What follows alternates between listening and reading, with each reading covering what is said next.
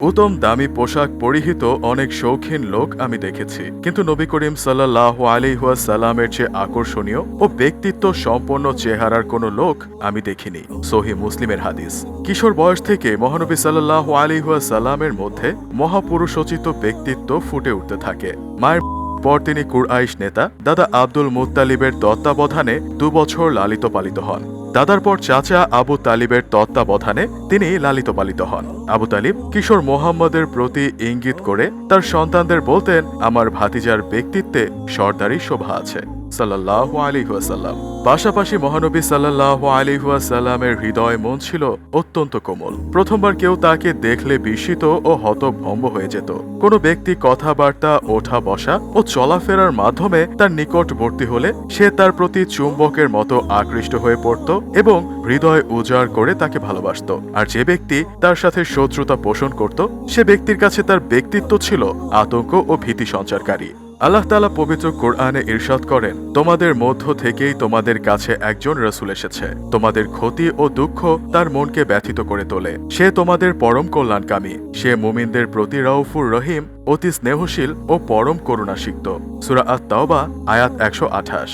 বিশ্বনেতা মোহাম্মদুর রাসূলুল্লাহ সাল্লাল্লাহু আলাইহি ওয়াসাল্লাম কেবল কোমল হৃদয়ের অধিকারী ছিলেন না, সেই সাথে তিনি ছিলেন বীর বাহাদুর, দুরন্ত সাহসী, বীর শ্রেষ্ঠ বীর, বীরত্বের প্রতীক।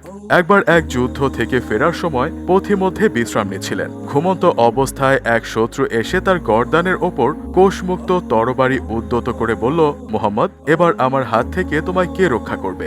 সজাগ হয়ে তিনি উদ্যত তলোয়ারের দিকে তাকালেন। তারপর শত্রুকে লক্ষ্য করে বীর শ্রেষ্ঠ, বীর নির্ভীক চিত্তে বলে উঠলেন, আল্লাহ আমাকে রক্ষা করবেন। বিশ্বনবী সাল্লাল্লাহু আলাইহি ওয়াসাল্লাম ছিলেন ধৈর্যের পাহাড়, আর ধৈর্যেরই অপর নাম দৃঢ়তা। তার চরিত্রের এক সমুজ্জ্বল বৈশিষ্ট্য ছিল এই ধৈর্য ও দৃঢ়তা।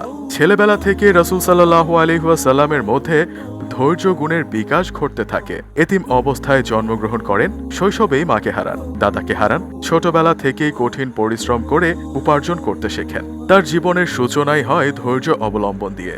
বিশ্বনবী সাল্লাল্লাহু আলাইহি ওয়াসাল্লাম বিপদ, মুসিবত এবং বাধা বিরোধিতায় যেমন দৃঢ়তার সাথে ধৈর্য ধারণ করতেন, ঠিক তেমনি বিজয়ের সময় ধৈর্য ধারণ করতেন। মদিনার জীবনে বহুবার তিনি শত্রুদের ওপর বিজয় অর্জন করেছেন, কিন্তু বিজয়ে আত্মহারা হয়ে তিনি কখনো কোনো অসংলগ্ন ও সীমা লঙ্ঘনের কাজ করেননি।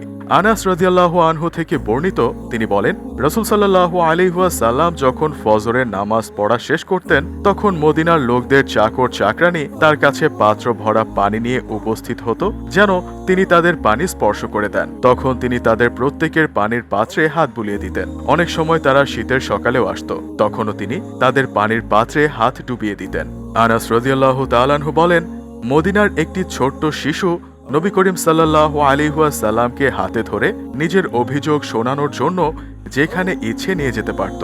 বিশ্ব নবী সাল্লাল্লাহু আলাইহি ওয়াসাল্লাম বিশ্ব মানবতাকে যে তার চারিত্রিক সৌন্দর্য দিয়ে আলোকিত করেছিলেন, আজ তা শুধুই স্বপ্ন। বিশ্ব সভ্যতা আজ বিজ্ঞান প্রযুক্তির আবিষ্কারে এক অসাধারণ কৃতিত্বের দাবিদার হলেও চারিত্রিক সৌন্দর্যের ক্ষেত্রে অনেক পেছনে পড়ে আছে। আল্লাহ রাব্বুল আলামিন আমাদেরকে রাসূল সাল্লাল্লাহু আলাইহি ওয়াসাল্লামের চরিত্রবান হওয়ার তৌফিক দান করুন। আমিন।